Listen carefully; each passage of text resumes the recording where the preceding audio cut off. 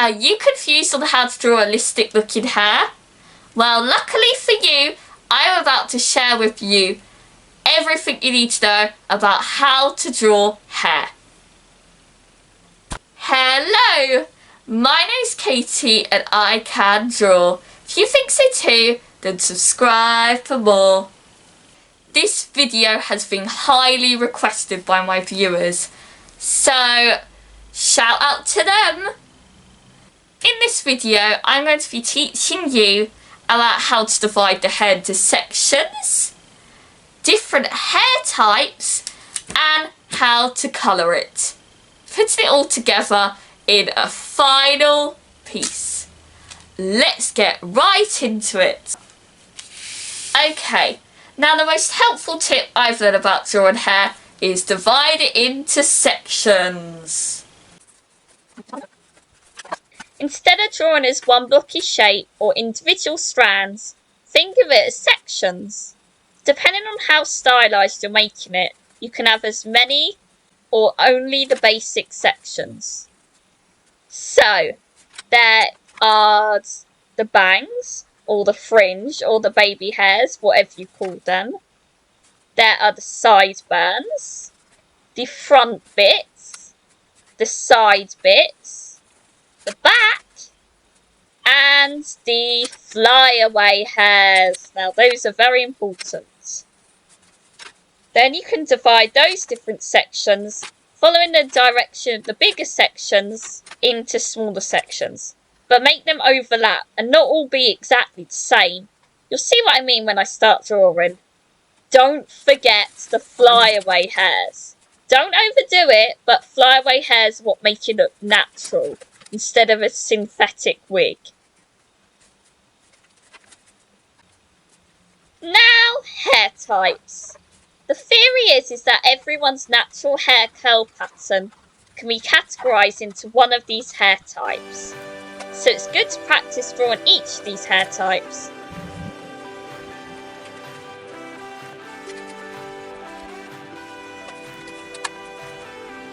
I find the hardest to draw are 4B and 4C, but the easiest in my opinion are 2A and 2B.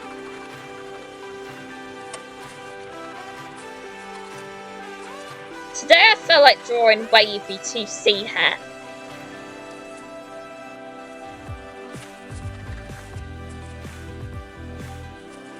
So now, picking colours. I'm going to be colouring this with Faber Castell Polychromo's colour pencils. So, for blonde hair, I like to use beige red, burnt ochre, caput mortuum violet, burnt umber, cream, dark chrome yellow and magenta, as there is no pure yellow in blonde hair. For brunettes, burnt ochre, burnt umber, cream, caput mortuum violet, walnut brown, dark sepia and indifferena blue. But as there are many shades of brown, you can use less or more dark colours and warm or cool tones.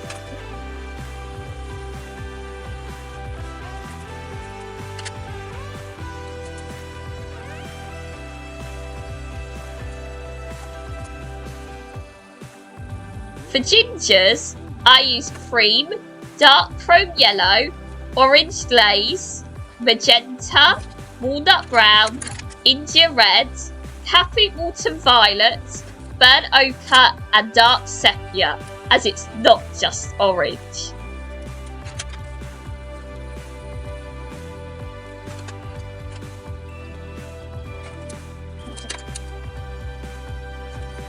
And for black hair, I use a lot of blues and magentas, as well as some greys, black, walnut brown and dark sepia, as black hair is definitely not just pure black.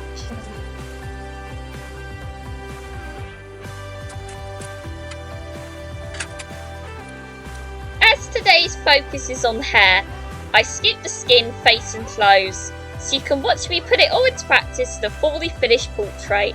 But if you'd like me to post a whole time lapse here on YouTube, comment it down below. I'm using several photo references for this piece and combining them to get what I want. I strongly suggest you draw from references, as it makes realism a lot easier to achieve and forces you to draw what you see instead of what you think you see. It's a good idea to use some thick, smoothish paper. While drawing the hair, I'm keeping it in mind that it will not lay flat on the scalp. It will have volume and most likely some frizz. Also, try to make the hair not all follow the same direction, but instead overlap and be different sizes and shapes. I already know roughly the length and size I want it, so I can start drawing the sections by just letting the pencil flow. I tend to start the front and side sections, then move on to the fringe or baby hairs, then the back hair and flyaways.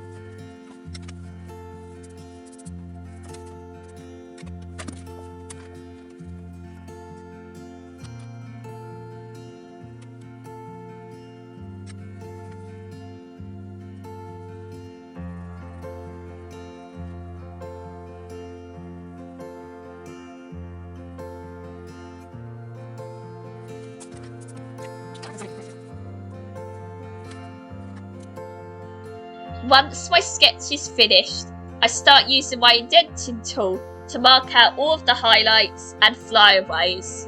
That way, when I go over them with colours, they will stay white without looking unnatural like a white gel pen over the top might. It's sort of like a masking fluid, but for coloured pencils. I decided the girl I'm drawing is going to have dark brown hair.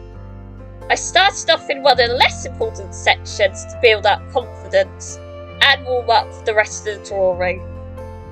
Then moved on to blocking in the areas of shading in Caput Autumn Violet, in flicking motions, following the direction of the rest of the section.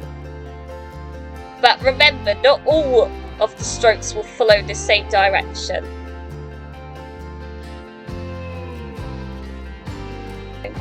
I recommend practicing these flicking motions in your sketchbook whenever you can.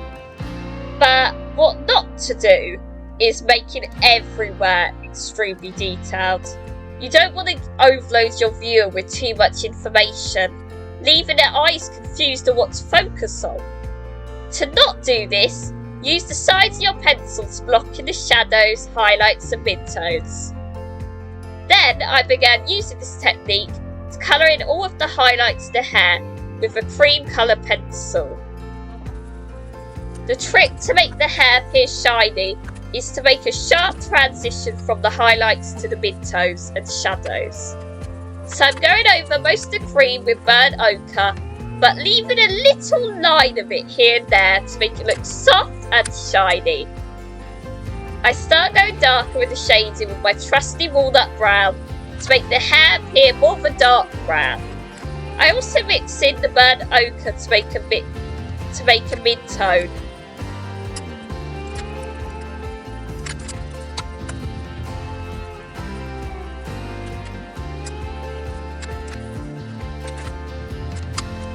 I increase the contrast by going even darker with the shading, by using a dark sepia and a bit of black, and using a white Posca pen for the highlights.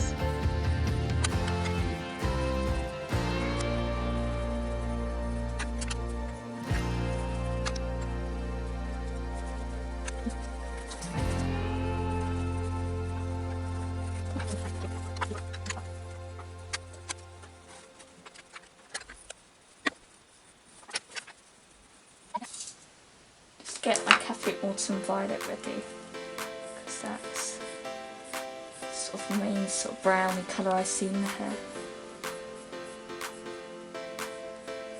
That I want to be in the hair.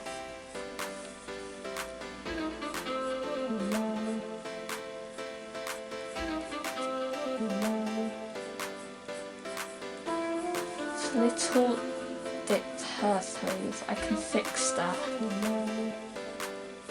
with some layering at the top with another colour. That is the right value.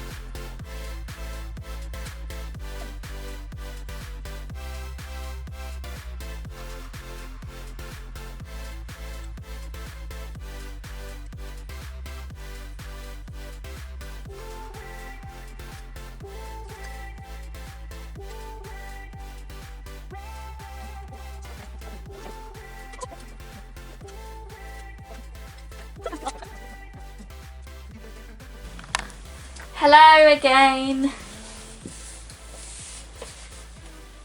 So I'll just be finishing it off.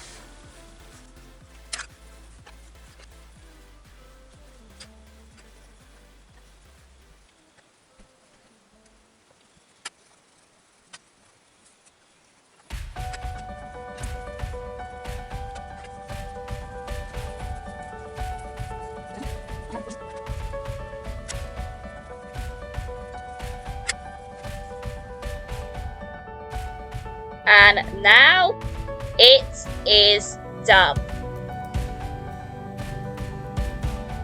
I hope this video was helpful to you, but what you really need to do now is get off your butt and practice, practice, practice.